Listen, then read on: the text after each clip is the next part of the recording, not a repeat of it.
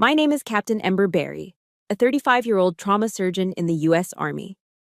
For the last 6 months, my home has been Forward Operating Base Fenty in Afghanistan, a place where the only sound sweeter than silence is the successful landing of a medevac chopper. But the most brutal attack I've endured didn't come from the Taliban. It came from an email sent by my husband, Eric, from the safety of our home in Clarksville, Tennessee. Just 17 words. I've moved on. The money is mine. The house is mine. Good luck over there. Below them were the pictures. A blonde woman, Brittany, grinning in my living room, wearing my silk bathrobe, her feet propped up on the coffee table I'd worked 3 months of weekend shifts to buy. The final photo stopped my heart. She was holding my beagle, Lucky, the same dog Eric told me had died from a tragic accident 2 months ago. He thought 7,000 miles of desert and a war zone had neutralized me. He didn't know that before every deployment, I don't just prepare for war. I prepare for betrayal. Let me know where you're watching from in the comments, hit that like button, and subscribe if you believe no amount of distance can protect a coward from the justice he deserves. The final suture was a perfect, clean line, a small victory of order against the chaos of a shredded limb. For 6 straight hours, the world had shrunk to this single soldier on my operating table. The rhythmic beep of the cardiac monitor and the coppery tang of blood that hung in the air. A scent no amount of sterile cleaning could ever fully erase. I stripped off my gloves, the latex peeling away with a sticky snap, and tossed them into the biohazard bin. My back screamed in protest, a familiar ache that had become a constant companion on this tour. "He'll keep the leg, Captain," Sergeant Miller said, his voice tired but satisfied as he prepped the patient for post-op. "Good work, Miller," I replied, running a hand over my sweat-damp hair. My job was done. I had put a man back together. Now, all I wanted was to feel like a person again, not just a surgeon. I walked out of the surgical tent into the waning afternoon light. The air at FOB Fenty was a permanent blend of dust, diesel fumes, and something uniquely arid that clung to the back of your throat. The constant low hum of generators was the bass track to our lives here. I made my way across the gravel compound towards the MWR tent, the morale, welfare, and recreation facility that served as our makeshift living room, library, and portal to the outside world. Inside, the air was thick with the smell of stale coffee and the quiet clicks of a dozen keyboards. It was our sanctuary. All I wanted was a few minutes of peace and a connection to my real life, the one waiting for me back in Tennessee. I poured a cup of the sludgy black coffee into a dented metal mug. It was bitter, but it was warm. I found an empty chair in the corner, sat down, and powered up my laptop, a small smile already forming on my face. It was our ritual. No matter how busy he was, Eric would send an email every day. The subject line was always the same. "Dad and I miss you, Mom." And attached would be a picture of Lucky, my goofy, floppy-eared beagle, usually asleep on the couch or with his nose pressed against the glass of the back door. It was my lifeline, a single, perfect reminder of the simple, unconditional love waiting for me 7,000 miles away. I saw his name in my inbox and my heart gave a familiar, happy little leap. I clicked it open. But the subject line was wrong. It just said, "Some things you should know."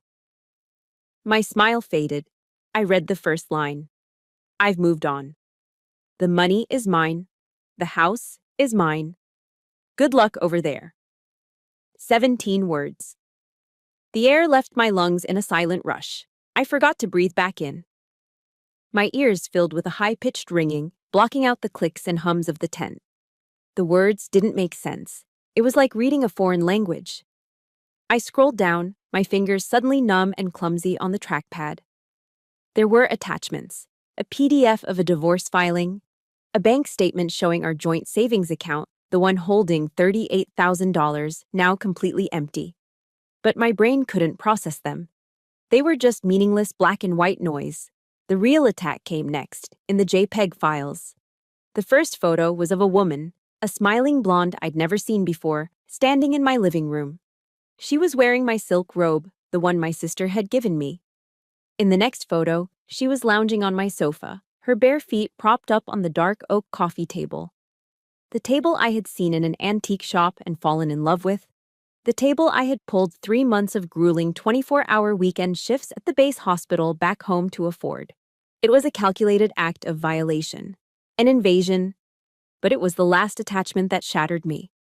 The blonde, Brittany, was sitting on my front porch steps, smiling into the camera, and cradled in her arms, licking her chin with frantic, happy energy, was my beagle. My Lucky. His tail was a blur of motion. His eyes were bright. He was healthy. He was happy. He was alive. Alive. The memory hit me like shrapnel. 2 months ago. A crackling call on the satellite phone in the dead of night.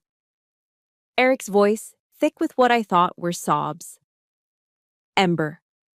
There was an accident, he'd choked out. Lucky. He got out the front door. I didn't see him. I had stood there, in the freezing cold of my tent, clutching the phone as he told me Lucky had run into the street, that he'd been hit by a car, that he died on the way to the emergency vet. Eric had cried, telling me how sorry he was, how he'd failed our boy. And I had believed him. I had collapsed onto my cot and wept until my throat was raw, my body shaking with a grief so profound it felt like a physical wound. I cried alone, in a war zone, mourning my dog, mourning the fact that I couldn't be there to hold him or bury him. I had lost a piece of my heart and I couldn't even go home for the funeral. Now, looking at this picture, I realized that entire performance, his tears, his pain, my grief, had been a lie. A sick, elaborate fiction he had constructed just to hurt me. The original pain of losing Lucky was nothing compared to this new, corrosive agony. This wasn't just a lie. This was a calculated act of psychological torture. The white-hot surge of rage I expected never came. Instead, a terrifying calm washed over me, cold and heavy as a lead blanket. The pain didn't boil over. It flash froze. My breathing evened out. My hands, which had been shaking, became perfectly still. Slowly, deliberately, I moved the cursor and closed the email window. I didn't delete it. I closed my laptop, not with an angry slam, but with a quiet, final click. The sound seemed to echo in the sudden silence of my mind. I stood up, left the half-empty coffee mug on the table, and walked out of the tent. The Afghan night had fallen, and the desert air was a shock of cold against my hot skin. I walked away from the lights of the compound, my boots crunching on the gravel until I was standing alone in the darkness. I looked up. The sky was a vast, endless canopy of stars, more brilliant and numerous than I could ever see back home. They were cold, distant, and indifferent. I didn't cry. Tears felt too cheap for this. They were a response to sadness, to loss. This was something else entirely. This was a violation of the soul. Looking up at those silent, burning stars, I understood one thing with absolute clarity. This wasn't a divorce. It was a declaration of war. A war declared by a monster hiding in a man's skin. And in the profound freezing silence of the Afghan desert, only one question echoed. Why? Standing under the vast, silent Afghan sky, the question why echoed not with grief, but with the cold clarity of a diagnosis. Monsters aren't born overnight. Their pathologies develop over time, fed by a steady diet of jealousy and entitlement.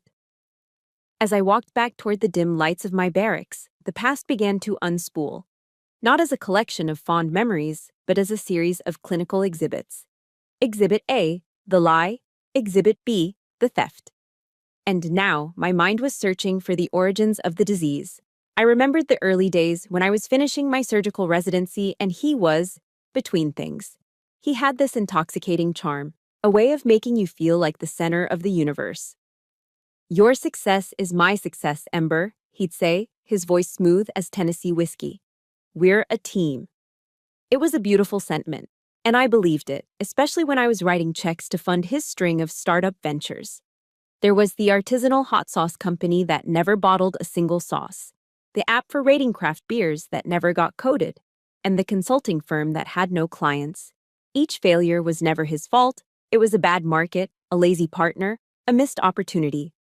and each time I was there to cushion the fall. Then I got my commission in the Army, Captain Barry. The promotion came with a significant pay raise, and I thought he'd be proud. Instead, something shifted. The supportive teammate was replaced by a man nursing a quiet resentment.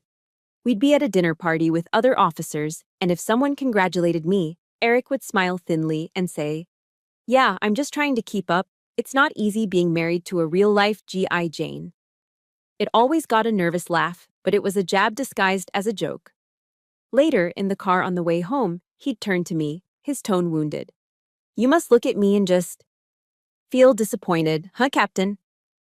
He was an artist, and his chosen medium was guilt. He painted my achievements in shades of betrayal, making me feel that every step forward I took was a step away from him. My success wasn't our success anymore, it was my sin. The memories kept coming, each one another piece of the puzzle. Christmas, 2 years ago. We were at his parents' sprawling home just outside of Nashville. His mother, Carol, always greeted me with a hug that felt more like an assessment, her perfectly manicured hands patting my back while her eyes scanned my outfit. The house was a Pottery Barn catalog come to life, warm, inviting, and utterly superficial. The air smelled of cinnamon and pine, and a fire crackled in the hearth. It was the perfect picture of a happy family Christmas. We gathered to open presents. His father got a leather-bound history book. His sister got a designer purse. Then Carol handed me a beautifully wrapped gift. I opened it. It was a cookbook. Southern Hospitality Classics. Tucked inside was a handwritten note on a snowman-themed card. "Hope this inspires you to spend a little more time in the kitchen and a little less time in the operating room next year. Love, Carol." She smiled at me, a sweet, saccharine smile that didn't reach her eyes. "A woman can be as successful as she wants," she said, loud enough for everyone to hear. "But her real duty is to keep the home fires burning." I forced a smile, the wrapping paper crinkling in my tight grip. Then it was Eric's turn. He tore open his big gift with childish glee. It was a brand new set of Callaway golf clubs, gleaming and impossibly expensive. He jumped up and gave me a huge kiss on the cheek. "Thank you, baby," he exclaimed, "for always supporting my passions." He held them up for his family to admire, and they all clapped. I sat there, holding a cookbook meant to put me in my place, while they applauded him for spending my money. In that moment, I wasn't their daughter-in-law. I was the family's benefactor, the walking ATM funding their son's leisurely lifestyle. But the clearest exhibit, the one that truly revealed the depth of his character, involved my own parents. My mom and dad are retired teachers. They live a simple, comfortable life in a small town in North Carolina. They save diligently their whole lives and trust people, maybe too much. Eric knew this. He went to them behind my back. He spun a tale about a can't-miss real estate opportunity, a chance to flip a property just before the market boomed. He needed $20,000, he told them, just for a few months. He promised to pay them back double. My parents, wanting to believe in their son-in-law, wanting to help us build our future, liquidated a portion of their retirement savings and gave it to him. I only found out a month later when I was balancing our accounts. When I saw the $20,000 transfer, I felt sick. When I found the bill of sale for a vintage Camaro, a bright red, gas-guzzling cliché, I felt a rage I had never known. I confronted him, my voice shaking. He didn't even have the decency to look ashamed. He just shrugged, a smug little smile on his face. "Relax, Ember. What's the big deal?" "The big deal, Eric? You lied to my parents. You took their retirement money." And then he delivered the line that should have ended everything right then and there. "Technically," he said, leaning back on the couch, "it's your inheritance anyway. Just think of it as me getting an advance." He saw my family's love and trust not as something to be cherished, but as a resource to be exploited, just like my salary, just like my home, just like my devotion. Everything clicked into place. The pieces of the puzzle weren't just connected, they formed a perfect, ugly picture. The slow poisoning of my confidence, the condescending gifts from his mother, the theft from my parents, and now, the lie about Lucky. It wasn't a sudden crack in his character. It was the foundation he had built our entire marriage on. They didn't just resent my career, they resented my independence. They didn't just want my money, they wanted to crush the spirit that earned it. The lie about my dog wasn't random cruelty. It was the grand finale, the masterpiece of a con artist who had spent years honing his craft. If you've ever been made to feel small by the very people who were supposed to build you up, hit that like button. And if you've ever had to deal with a manipulative in-law, comment with a simple, "I understand" below.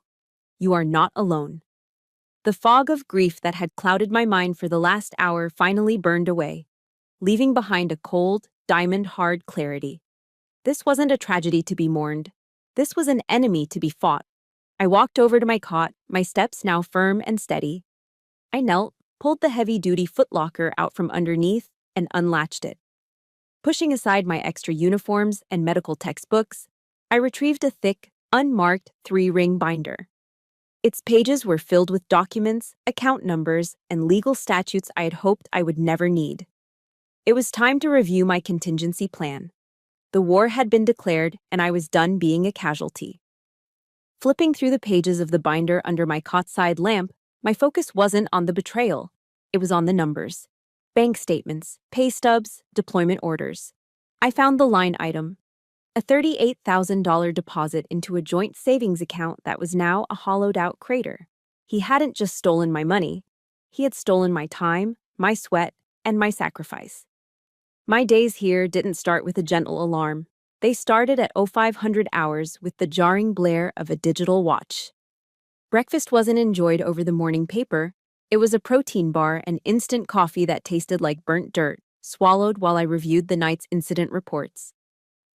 By 0600, I was in scrubs, entering the sterile, fluorescent-lit world of the field hospital, a world that smelled perpetually of antiseptic and stress.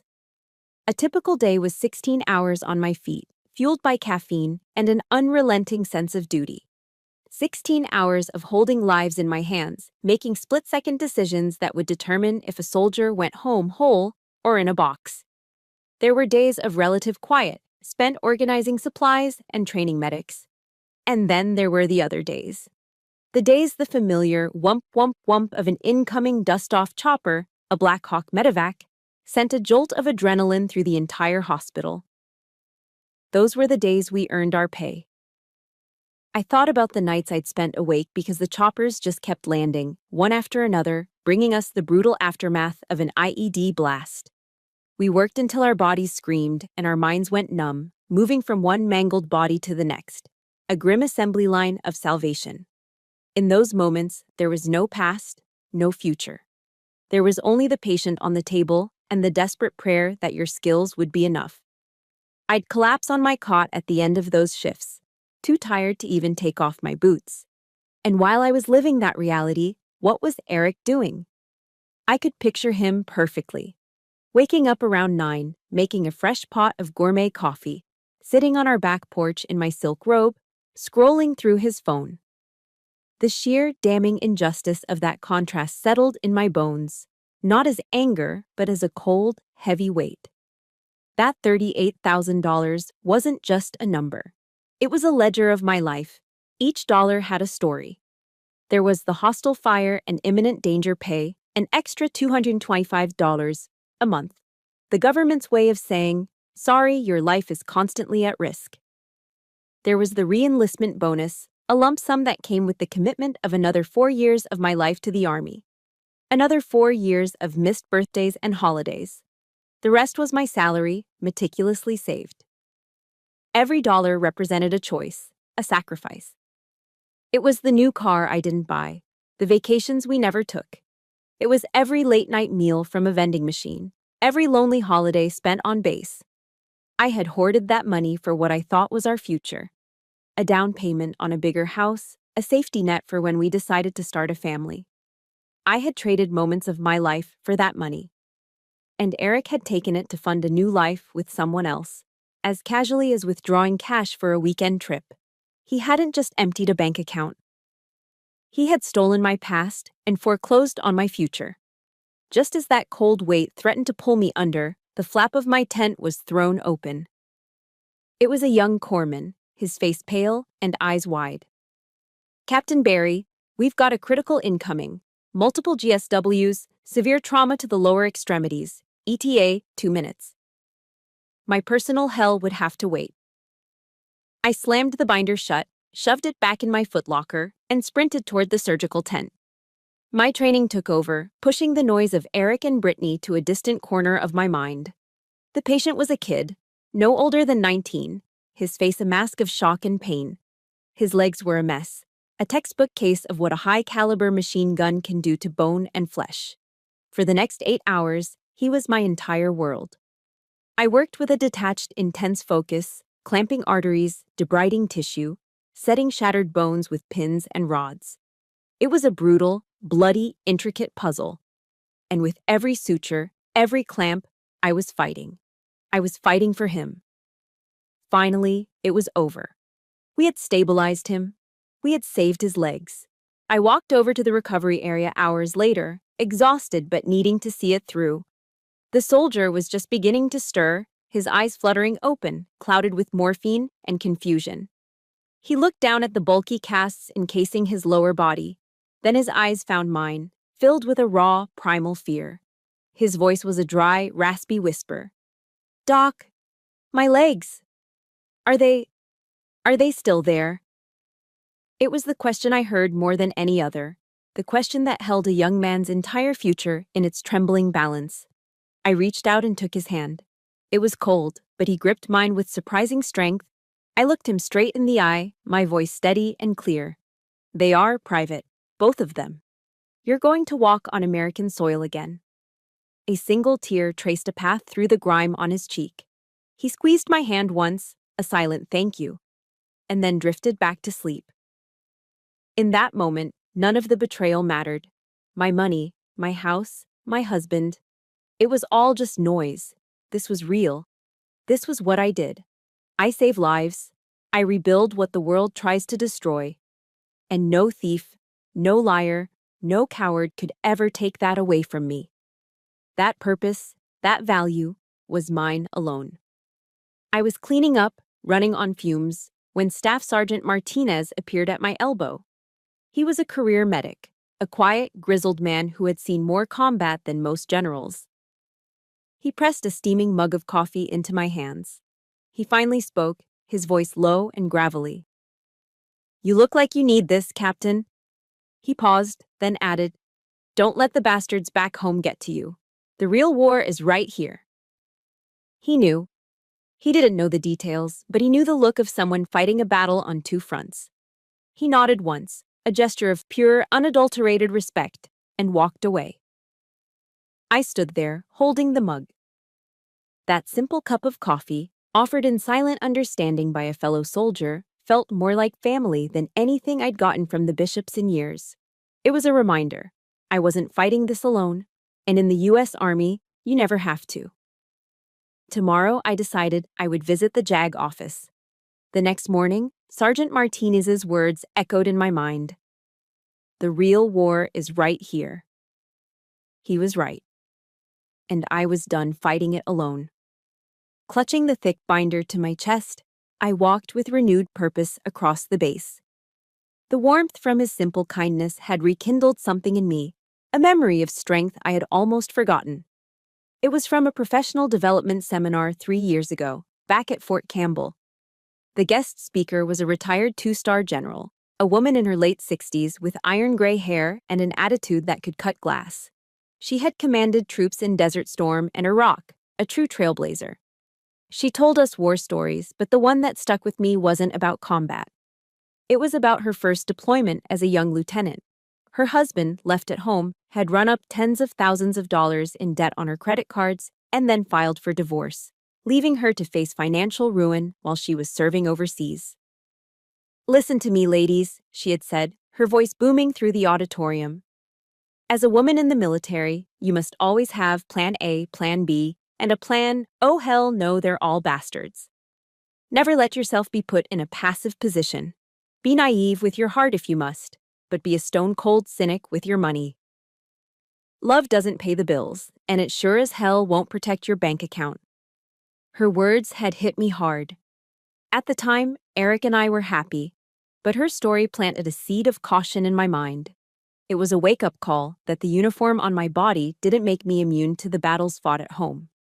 Fueled by that memory, I found the small prefabricated building that housed the Judge Advocate General's Corps, the Army's legal arm. The office was sparse and functional: metal desks, stacks of legal manuals, and the ever-present flags of the United States and the U.S. Army. Behind one of those desks sat Major Patricia Holmes. She was a sharp, impeccably dressed African-American woman whose gaze seemed to penetrate right through you. There was no nonsense about her. I had braced myself for a tedious, bureaucratic process. I expected looks of pity, or perhaps a lecture on marital finances. I was prepared to be treated like a hysterical woman. So I just laid it all out, clinically and concisely, as if presenting a patient's case. I detailed the timeline, the lies, the financial theft. I slid the printout of Eric's email and the pictures across her desk. I didn't cry. I didn't raise my voice. I just stated the facts. Major Holmes listened in absolute silence, her expression unreadable. She scanned the email, her eyes lingering on the picture of Lucky. She didn't offer a single word of sympathy. When I finished, she simply nodded, her face set like granite. I held my breath, waiting for the verdict, the dismissal, the platitude. Instead, she looked up at me, and a wry, humorless smile touched her lips. "Welcome to the club, Captain," she said, her voice devoid of pity but full of a weary solidarity. "You're not the first, and you sure as hell won't be the last. But you might be the best prepared I've ever seen." A wave of relief washed over me so powerful it almost buckled my knees. I wasn't a hysterical woman. I was a member of a club I never wanted to join. "Financial abuse of deployed service members is a silent epidemic, Captain Barry," she continued, her tone shifting from weary to razor-sharp. "Predators like your husband count on distance, distraction, and the emotional turmoil of deployment to get away with it. They see your sacrifice as their opportunity." She tapped a finger on the printout. "But what he did, lying about your dog, that's a special kind of sick." She met my eyes, and for the first time, I saw a flicker of fire in hers.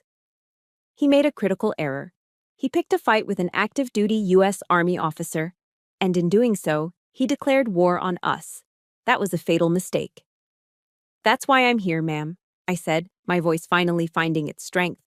"That general's speech, it scared me enough to take action. I hoped I'd never need it." I opened my binder. 3 years ago, I explained, I consulted with a civilian attorney and established an irrevocable trust. My military pay is deposited directly into it. The deed to the house, which I bought before we were married, is held by the trust. My primary assets are legally shielded. Major Holmes's eyebrows shot up. She leaned forward, a new level of respect in her eyes. I continued, pointing to the documents. "The joint savings account, that $38,000, that was the bait. It was a separate account I funded specifically for our shared future. I made it accessible, visible. I needed to know if he could be trusted. I gave him a gun and waited to see if he would pull the trigger. And he walked right into the trap," she finished, a slow, predatory grin spreading across her face. "Captain Barry, you are a damn artist." For the first time since opening that email, I felt a shift inside me. The ice of shock and grief began to crack, not with sadness, but with the heat of righteous anger, now focused and aimed. I wasn't just a victim anymore. I was a combatant, and I had just found my commanding officer. Major Holmes picked up her phone. "I'm making a call to a colleague in the States. We're going to invoke the Service Members Civil Relief Act to protect you from that divorce filing, and then we're going on the offensive. We're going to freeze every account he has access to, effective immediately." She looked at me as she started to dial, her smile gone, replaced by a look of grim determination. "The gambit has begun, Captain." And as I listened to the sharp, confident tones of her voice laying out the first steps of the assault, I felt the first spark of something I hadn't felt in a long time: control. The game had changed. He thought he was the predator. He was about to find out he was the prey. The first move in a chess game isn't about capturing a piece, it's about controlling the board. Following Major Holmes's lead, my first move wasn't a furious tirade or a list of demands. It was a simple email, a reply to Eric's 17-word declaration of war. I typed out 5 words, my face illuminated by the cold glow of the laptop screen in my dark tent. Are you sure about that? No explanation, no emotion, just a question. I hit send. The goal wasn't to threaten him, it was to infect his arrogance with a seed of doubt. A man as smug as Eric wouldn't see it as a legitimate threat, he'd see it as the desperate, empty words of a woman 7,000 miles away. Perfect. A predator never suspects the prey of having a trap of its own. Let him underestimate me. His vanity was his greatest vulnerability, and I planned to exploit it. I didn't have to wait long for a reaction, but it didn't come from Eric. A few days later, my satellite phone rang with a familiar number. Carol Bishop, Eric's mother. The last time we'd spoken, her voice had been dripping with fake sympathy over Lucky's death. This time, the sweetness was gone, replaced by a shrill, accusatory screech. "Ember, what have you done?" she shrieked, her voice so sharp I had to hold the phone away from my ear. "Eric's accounts are all frozen. He can't even buy groceries, and that poor sweet girl Brittany, the landlord, kicked her out. She's on the street." I stayed silent, letting her frantic energy expend itself. Then she played her trump card. "Do you have any idea the stress you're putting her under?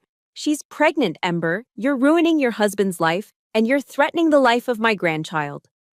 I felt a brief, cold shock. Pregnant? It was a masterful move, I had to admit. A classic manipulator's gambit designed to trigger my guilt, my sense of decency. But after years of their subtle and not-so-subtle deceptions, my bullshit detector was finely tuned. This was just another lie, bigger and more desperate than the last. The shock faded, replaced by a calm, chilling certainty. "Your grandchild, Carol?" I replied, my voice even and low. "Then I suggest Eric find a job instead of living off other people's money." I ended the call before she could unleash another volley of hysterics. I sat there for a moment, marveling at their audacity. They weren't sorry. They weren't ashamed. They were just angry they'd been caught. The next communication came from Eric himself. The arrogant swagger was gone, replaced by the sniveling panic of a cornered animal. It was a long, rambling email, a novel of self-pity. He wrote about the humiliation of having his cards declined, of being locked out of the house by my attorney's preliminary injunction. He was homeless, penniless, a victim of my cruelty. He painted a pathetic picture of a man wronged. Then came the offer. The bargain. He said he was willing to be the bigger person. He would agree to give me half the money back, half of my own money, if I would just call off the lawyers and stop this madness. I read the entire email twice, searching for 2 words. I'm sorry. They weren't there. There was no apology for the theft, no remorse for the lies, and most damningly, not a single mention of Lucky. He wasn't trying to make amends. He was just trying to cut his losses. His only regret was getting caught. I didn't even bother to reply. I simply forwarded the entire email to Major Holmes with a single line in the body. More evidence for the file. The final call came a day later. It was from a man I had once respected, a man I had looked to as a father figure. Howard Bishop, Eric's dad. His voice wasn't shrill like his wife's or pathetic like his son's. It was a deep, booming baritone, thick with patriarchal authority and cold fury. "I don't know what kind of notions you've picked up in that man's army, Ember," he began, dispensing with any pleasantries. "But the Bishop family does not air its dirty laundry in a courtroom. You are embarrassing this family." I listened, my blood turning to ice. "Eric is my son," he continued, his voice rising. "He may have made a mistake, a youthful indiscretion. But that is a private matter to be handled within the family. You are his wife. Your duty is to be forgiving, to stand by your husband. That is what a good woman does. You will drop this lawsuit immediately." Every word was a hammer blow, an attempt to pound me back into the subservient role they had cast for me. He wasn't appealing to my love or my history with his son. He was giving me an order, as if I were some misbehaving child. The patronizing tone, the blatant sexism, the utter dismissal of the crimes his son had committed. It was all there. A youthful indiscretion. Eric was 36 years old. He took my silence as submission and pressed his advantage. You need to think about your obligations, about what people will say. Do the right thing, Ember. End this now, or you will regret it. Do not force my hand. That was it. The final thread. His words didn't break me, they freed me. Any lingering shadow of obligation, of family, of the woman I used to be, was burned away by the heat of his righteous indignation. He wasn't defending his son. He was defending a system of entitlement and abuse that had protected his son his entire life. I took a slow, deep breath. Howard, I said, my voice quiet but as cold and hard as the steel of my scalpel. Your family's honor was destroyed by your son, not by me. My duty is to my country and to myself, not to a thief and a liar. And yes, I will see you, and your son, and anyone who enables him, in court. I ended the call before he could sputter out a response. There would be no more negotiations, no more second chances. I picked up my satellite phone again, but this time I wasn't receiving a call. I was making one. To Major Holmes. She picked up on the second ring. Holmes. It's time, Major, I said, my voice steady, without a tremor of doubt. Full broadside, no mercy. My call with Howard Bishop had been the final straw. His patriarchal decree, his demand for my submission, didn't shatter me. It forged me. The moment I ended that call, the woman who had once sought their approval, who had once called them family, ceased to exist. In her place was Captain Ember Barry, a field-grade officer who understood one thing perfectly. When an enemy reveals their position, you don't hesitate. You strike. My call to Major Holmes was brief and to the point. No mercy. Understood, Captain, was her only reply. An hour later, I was on a secure video conference call. On my laptop screen were two faces, Major Holmes, looking resolute from her office on base, and a sharp-eyed woman with a no-nonsense haircut named Rebecca Chen, my civilian attorney, patched in from her office in Clarksville. The war was now being fought on two fronts, military and civilian. I didn't recount the events with emotion. I reported them as if giving a battlefield assessment. At 1800 hours Zulu time, I received a call from the subject's mother, Carol Bishop. She made a false claim of pregnancy to elicit an emotional response. At 2140 hours Zulu, I received a communication from the subject's father, Howard Bishop. He attempted verbal intimidation and issued a demand to cease legal action. I forwarded them the email from Eric. The subject has attempted to bargain, offering a partial return of stolen funds in exchange for amnesty. I paused, then looked directly into the laptop's camera, my gaze locking with theirs. Let me be perfectly clear. I am no longer interested in a settlement. I am no longer interested in retrieving the money. That is secondary. I want justice. I want accountability for every single act. The financial theft, the emotional abuse, the conspiracy to defraud, the harassment. I want you to use the full weight of the law, both civilian and military. I want you to burn their world to the ground. Rebecca Chen, who I'd only known through emails, cracked a grim smile. Captain Barry, she said, her voice crisp and confident. That is exactly what I was hoping you'd say. Let's get to work. The shift in my own spirit was palpable. The daze was gone, replaced by a singular, driving purpose. That evening, for the first time in weeks, I didn't eat alone in my tent. I joined a few of my colleagues at a table in the DFAC, the dining facility. Sergeant Martinez was there, along with a couple of young lieutenants and the corpsman I'd worked with earlier. The conversation was the usual mix of dark humor and shop talk that soldiers use to stay sane. But sitting there, under the harsh fluorescent lights, surrounded by the clatter of trays and the low rumble of 100 conversations, I felt an overwhelming need to break my own silence. I got an email from my husband, I said, my voice quiet but clear, cutting through the chatter at our table. They all stopped and looked at me. In our world, news from home was sacred. I didn't cry. I didn't get hysterical. I just laid out the facts, my voice as steady as it was in the operating room. I told them about the 17 words, the emptied bank account, the woman in my house. I told them about the phone calls, the manipulation, the demands. Then my voice wavered for just a fraction of a second. And he told me my dog, Lucky, had been killed in an accident 2 months ago. I mourned him. The last picture in the email was of the other woman holding him. He's alive. The table went dead silent. The young corpsman's fork clattered onto his tray. One of the lieutenants, a fresh-faced kid from Ohio, slammed his fist on the table, making the salt shaker jump. "That son of a bitch!" he seethed.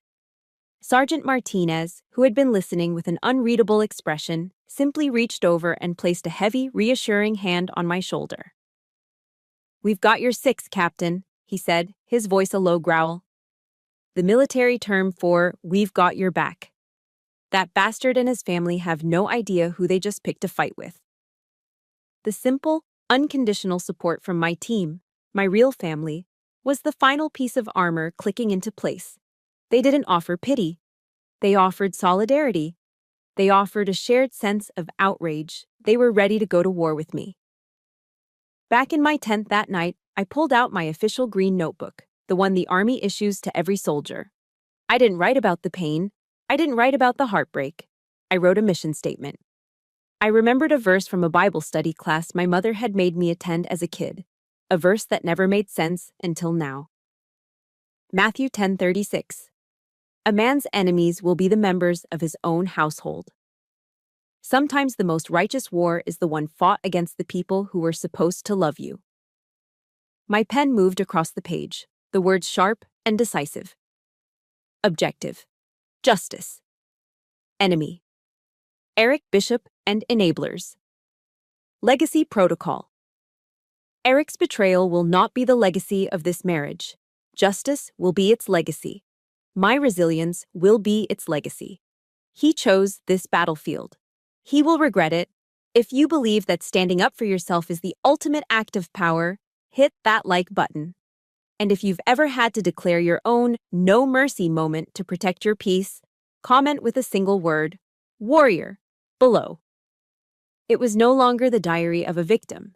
It was the battle log of a soldier. The oath was written. Now it was time to gather the ammunition. The declaration of war was made. Now began the cold, quiet work of gathering intelligence and sharpening our weapons. My life fell into a strange dual rhythm. By day, I was Captain Barry, trauma surgeon, suturing wounds and setting bones, my focus absolute.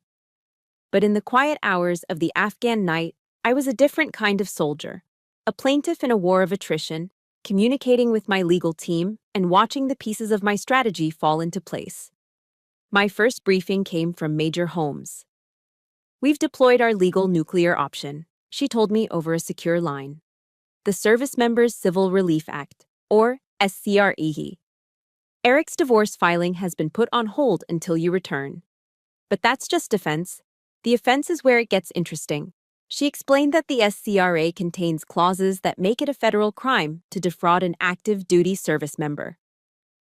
"This is no longer a messy divorce, Captain," she said, her voice grimly satisfied. "By stealing from you while you're deployed in a combat zone, he has committed a crime against the United States government. I've forwarded your file to the Army's Criminal Investigation Division. They tend to take these things very personally." The wheels were turning, but the next piece of ammunition came from an unexpected source. I received an email with the subject line, "News from the Home Front." It was from Mrs. Patterson, my next-door neighbor in Clarksville. She's a tough-as-nails widow of a Vietnam veteran who had unofficially adopted me when I first moved in. "Hello, dear," she wrote in her typically blunt style. "Just thought you'd like to know the sheriff escorted your soon-to-be ex and his little girlfriend off your property yesterday. It was quite the show. Good riddance. Also, I have something for you." Attached to the email was a video file. I clicked play. The video was grainy, time-stamped from the week before, clearly captured by her doorbell security camera. The angle showed the side of my house, my garage, and there was Eric. He and another man were hauling my belongings out of the house. I watched in cold fury as they struggled with my mother's old upright piano, a family heirloom, loading it onto a beat-up pickup truck. Next came boxes. Boxes I recognized. My family photo albums. My father's collection of vintage books. My medical school textbooks. They weren't just moving his things out, they were liquidating my life, piece by precious piece, selling my memories for pocket change. The anger that rose in me wasn't hot and explosive. It was a freezing, dense rage. This was no longer about money. This was about erasure.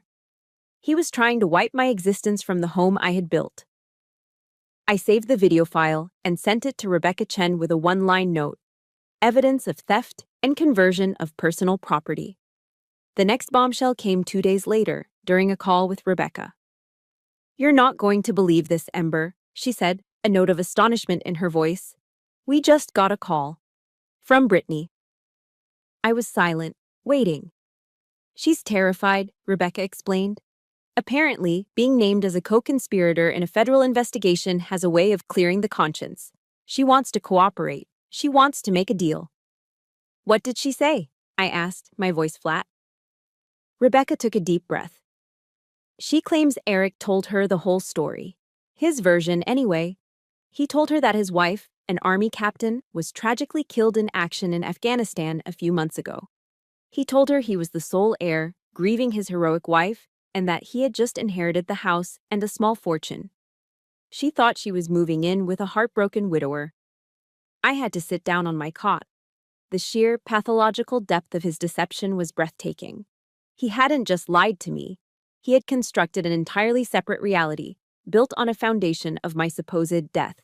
He was so convinced of my powerlessness, so certain that 7,000 miles had rendered me a ghost, that he had actually told people I was one. He was living in my house, spending my money, and sleeping with another woman, all while playing the part of a grieving husband. The sickness of it was beyond anything I could have imagined. He wasn't just a thief, he was a ghoul, dancing on a grave he had dug for me in his own mind. The final, decisive piece of intelligence arrived via a short, encrypted email from Major Holmes. "Captain, case has been accepted by the Federal Bureau of Investigation, Nashville Field Office. The lead agent assigned is a woman by the name of Maria Martinez. She informs me it's one of the most brazen cases of service member fraud she's ever encountered. They are pursuing charges of wire fraud, identity theft, and fraud against the U.S. government. They believe the total amount stolen is significantly higher than $38,000. They are taking over. Stand by. Major P. Holmes."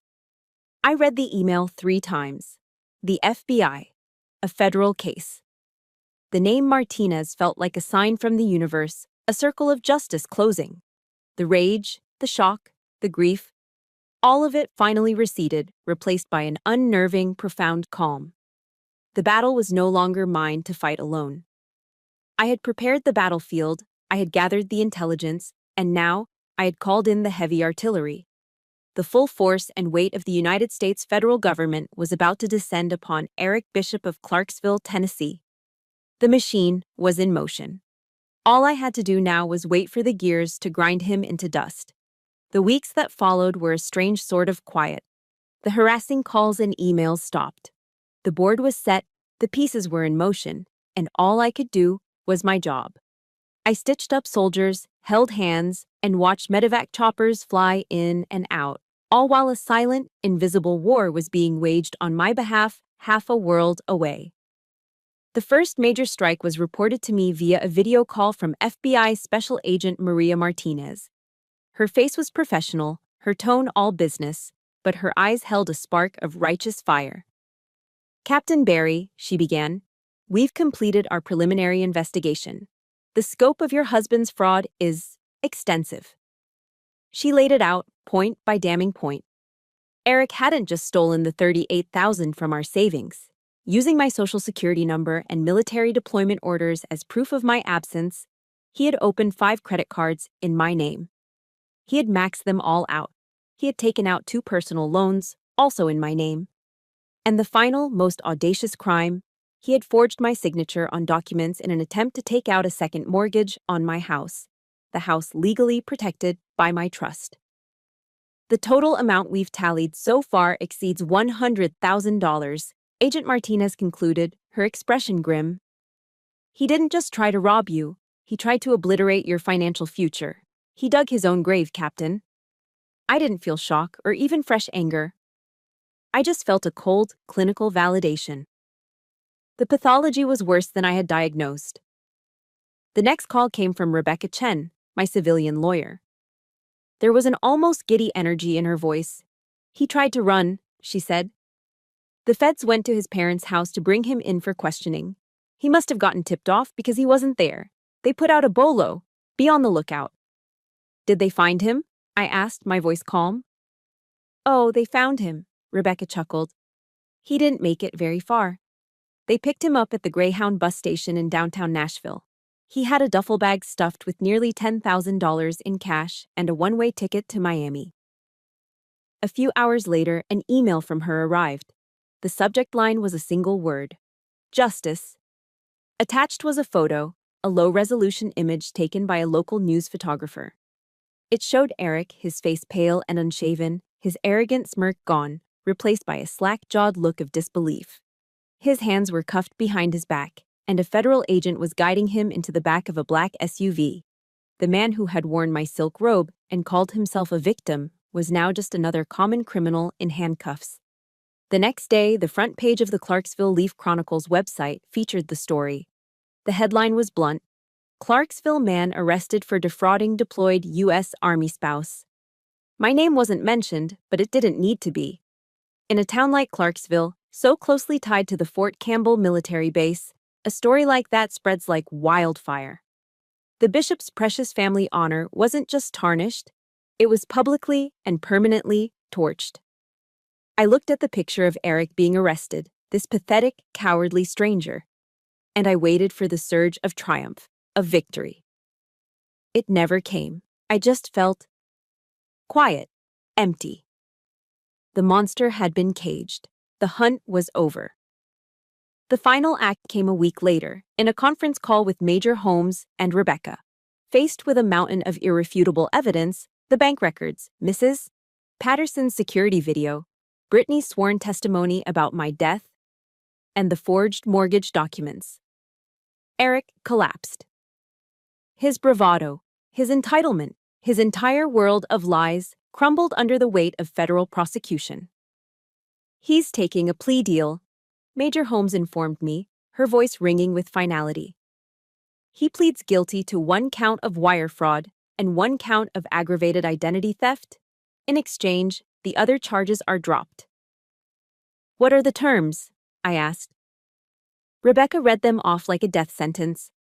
12 years in a federal penitentiary, full restitution of all stolen funds, plus interest and penalties. He will forfeit any and all claims to any marital property, including the house and its contents. The divorce will be granted, and he will be barred from ever contacting you or your family again. 12 years. It was a lifetime. Justice hadn't just been served, it had been delivered with overwhelming force. That night, my satellite phone rang one last time. It was an unknown number, but I knew who it was. I answered and put the phone on speaker, placing it on the small table in my tent. It was Carol and Howard Bishop. They were both on the line, their voices broken and unrecognizable. The arrogant matriarch and the booming patriarch were gone, replaced by 2 weeping, pleading parents. Ember, please, Carol sobbed. He's our son, our only son. Don't do this. You have to show some mercy. He's your husband. Think of the good times, Howard begged, his voice cracking. He made a mistake, but he loves you. Don't let them send our boy to prison. Please, we're begging you. I listened silently as they cycled through pleas, threats, and tears, their words washing over me without effect. They weren't sorry for what Eric did. They were only sorry he was facing the consequences. When they finally fell silent, exhausted from their pleas, I picked up the phone. My voice was calm and measured, each word spoken with the precision of a surgeon making a final, clean cut. He was my husband when he lied and told me my dog was dead, I said. He was my husband when he stole my life savings while I was serving in a combat zone. He was my husband when he told his girlfriend I was killed in action. I paused, letting the weight of my words sink in. Now he is a federal inmate, and I am not married to a federal inmate. I pressed the end call button, and then with a final deliberate motion, I blocked their number forever. The war was over. I had won. But as I stared at the black screen of my phone, I didn't feel triumphant. I just felt empty. After the final phone call, after blocking the bishops from my life forever, an unnerving silence descended. The war was over. The flurry of calls, emails, and legal strategies that had consumed my nights for weeks suddenly ceased. There were no more enemies to fight, no more moves to counter. There was just me, the quiet hum of the base generator, and the vast empty desert outside my tent. I had expected to feel a surge of elation, a profound sense of victory. But as the adrenaline faded, it left behind a hollow ache. I had won. But what was the prize? A marriage turned to ash. A family that never was. A gaping hole where a significant part of my life used to be. The cost of this victory was the complete and total annihilation of my past. Sitting on my cot, I didn't feel like a victor. I just felt tired. Exhausted in a way that had nothing to do with 16-hour surgeries. For the first time, I let myself feel the simple, uncomplicated sadness of it all. A few days later, a soldier from another unit stopped by my tent. "Captain Barry, got a package for you," came in on the mail transport. He handed me a standard manila envelope. My name was written on the front in a familiar, looping script. It was from Sarah, my best friend from college. She was the one who had navigated the legal maze to get Lucky out of the house after Eric's arrest and was keeping him safe for me. I tore it open. Inside wasn't a long letter, just a single folded piece of paper and a small index card. The index card was stiff, and on it, in non-toxic black ink, was a perfect little paw print. Lucky's paw print. I ran my thumb over it, feeling the faint texture. Then I unfolded the letter. Sarah's handwriting was on the page, but the words were not hers. "Dear Mom, I miss you. The new place is okay, but Aunt Sarah doesn't give as many belly rubs. I wait by the door a lot. I hope you come home soon. I have a lot of licks saved up for you. Love, Lucky." That was it. That was what finally broke me. The wall I had so carefully constructed, the cold, hard fortress of a soldier and a surgeon, crumbled into dust. I held that little piece of paper, stared at that perfect paw print, and I cried. It wasn't the angry, frustrated crying of betrayal. It wasn't the gut-wrenching grief I had felt when I thought he was gone. It was a quiet, cleansing flood of tears. I cried for the pure, innocent love of a dog who had been used as a weapon. I cried for his confusion and his loyalty. I cried because in a world that had become so complicated and ugly, his love was the one true, simple thing I had left. For the first time since this whole nightmare began, I wasn't a captain or a plaintiff or a warrior. I was just a woman who desperately missed her dog. That night, after the tears had subsided, I opened my green notebook again. The pages were filled with battle plans and mission statements. But now, I needed to write a new doctrine, for myself. My mind turned to the word forgiveness. The bishops had begged for it, using it as another tool of manipulation, a duty I was supposed to perform.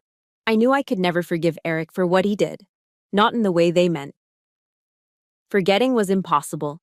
Excusing it was a betrayal of myself. But as I sat there, I realized there were other kinds of forgiveness. I could forgive myself. I could forgive myself for being blind, for wanting to believe in the man he pretended to be. I could forgive myself for trusting someone who was never worthy of it. That wasn't a weakness. It was a testament to my own capacity for love, a capacity he never had. And I could choose to release myself from the anger. It had served its purpose. It had been the fuel that powered me through the fight. But carrying it forever would be like carrying a rucksack full of rocks. It would only weigh me down. Eric was in a cage of his own making. My anger wouldn't add a single day to his sentence, but it would steal days from my own life. I wrote in my journal, the words flowing with a newfound clarity.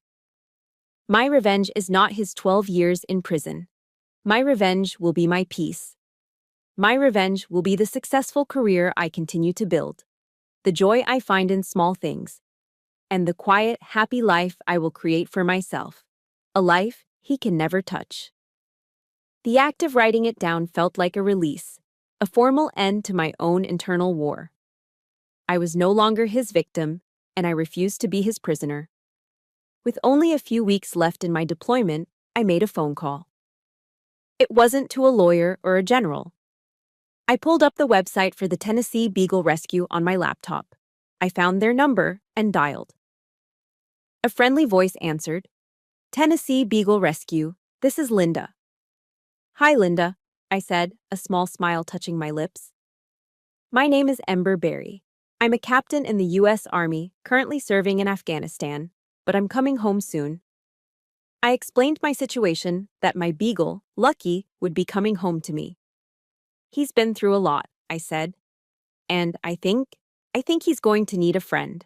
I saw on your site you have a 1-year-old male who was abandoned, the one with the sad eyes." "You mean Justice?" Linda asked, her voice warm. Justice. The name was too perfect. "Yes," I said, the word feeling more significant than I expected. "That's the one. I'd like to start the adoption process." The arrangements were made. I had 2 lives to go home to now. One that had been waiting patiently for me, and one that I would save, just as, in a way, they were both saving me. It was the first decision I had made that wasn't about the past, about the war. It was about the future. It was the first brick I laid for my new life. 3 months after Eric was sentenced, my tour ended. The flight home from Bagram Airfield was long and loud, the inside of the C-17 Globemaster buzzing with the exhausted energy of soldiers on their way home. I watched the arid, brown landscape of Afghanistan disappear beneath the clouds for the last time. When the wheels of the massive transport plane finally touched down on the tarmac at Dover Air Force Base in Delaware, the thump and screech of the tires on American soil was the sweetest sound I'd ever heard. I had left this country as a wife. I was returning as a free woman. After deprocessing, I took a commercial flight to Nashville. As I walked down the concourse, I saw her waiting, my older sister, Jenna. She was the only one in my family I'd told the whole story to, the only one who had listened without judgment. Her response a simple, unwavering, "What do you need me to do?" Seeing her standing there, her face breaking into a relieved smile, was like seeing the sun for the first time after a long, brutal winter. We didn't say anything. We just hugged, and I let the tears I'd been holding back for months finally fall. Tears not of sadness, but of overwhelming gratitude. My first stop in Clarksville wasn't my own house. It was Sarah's. The moment I opened my car door, I heard it. A frantic, joyous barking. The front door of her house flew open and a brown and white missile shot out. Lucky. He launched himself at me, whining and yelping, his entire body wriggling with an ecstasy so pure it felt holy. I dropped to my knees on the grass and wrapped my arms around him as he licked every inch of my face, his tail thumping against my back like a drum. All the pain, all the strategy, all the anger of the past few months melted away in that single, perfect moment of unconditional love. I buried my face in his soft fur, inhaling the familiar, comforting scent of him. "Mama's home, buddy," I whispered, my voice thick. "Mama's home for good." An hour later, I stood before the front door of my own house. My house. I took a deep breath and walked inside. Sarah and Jenna had aired it out and cleaned it, erasing any trace of its previous occupants. The air was fresh, filled with the scent of lemon polish and possibility. My eyes landed on the dark oak coffee table in the living room. For a moment, I saw the ghost of a stranger's feet propped up on it. But then the image faded. It was no longer a symbol of humiliation. It was a monument to a war I had fought and won.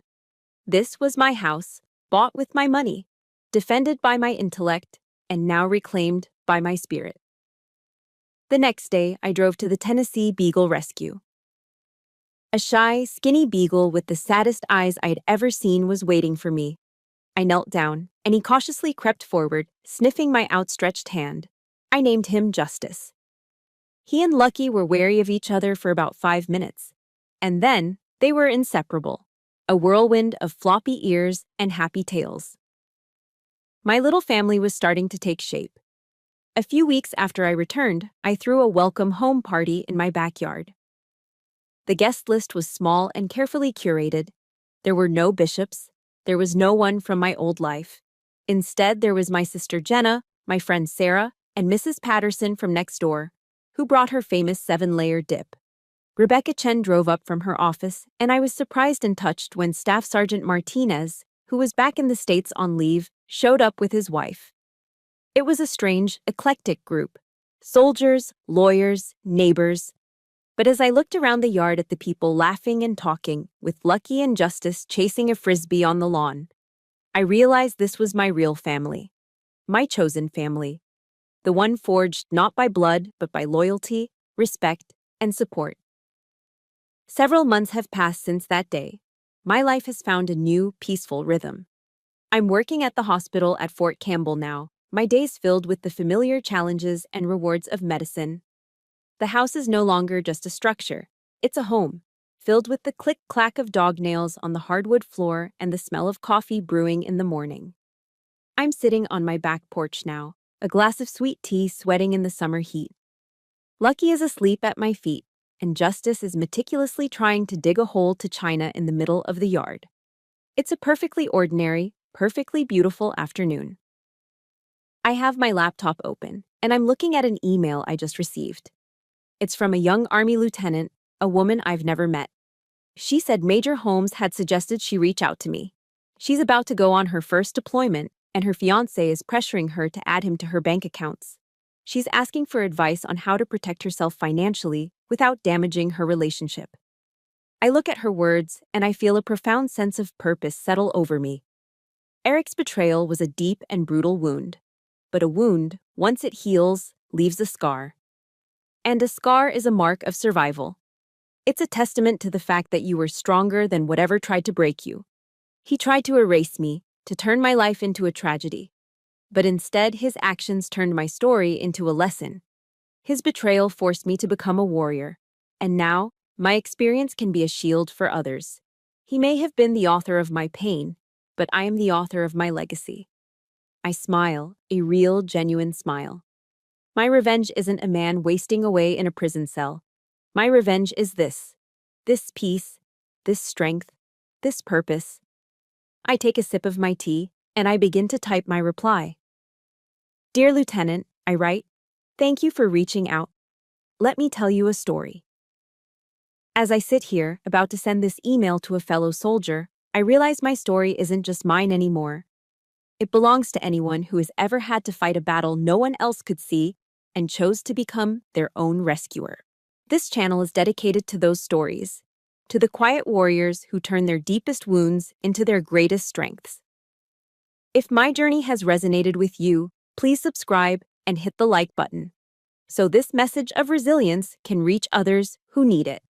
In the comments below, I'd be honored if you'd share just one word that defines your own victory. Your peace, your justice, your legacy. Thank you for listening. Stay strong and build your own dawn.